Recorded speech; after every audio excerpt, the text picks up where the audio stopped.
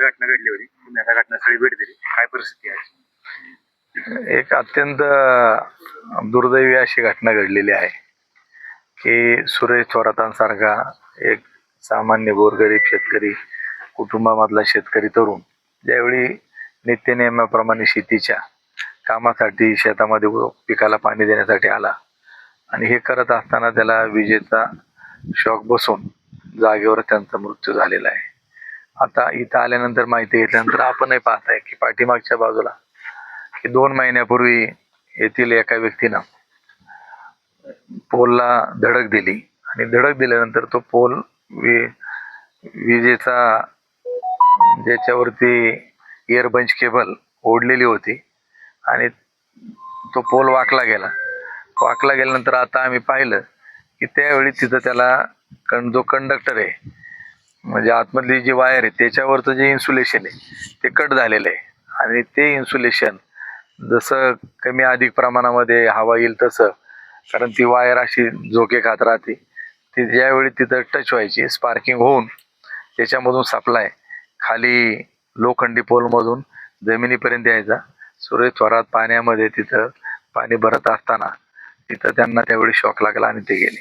आता ही घटना 2 महिन्यापूर्वी हा झाला तर स्थानिक वायरमन त्याच्यानंतर ते अधिकारी यांच्यापर्यंत लोकांनी ही गोष्ट कानावर घातली होती आणि त्यांना माहीत होतं, परंतु जाणीवपूर्वक याच्यामध्ये काहीतरी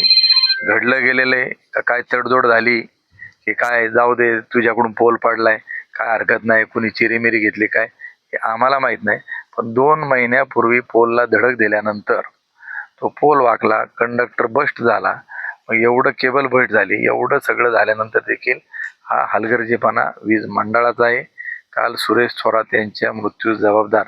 हे वीज मंडळ त्या ठिकाणी आहेत. कुणी घटना केली, मग एवढ्या दिवसात त्याच्यावरती संबंधित व्यक्ती का कारवाई केली नाही, पोल का नीट करण्यात आला नाही,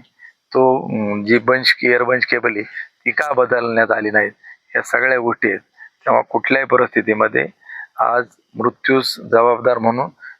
महावितरण कंपनी ही त्याला आहे आणि त्यांच्या विरोधामध्ये आता हे कुटुंबीय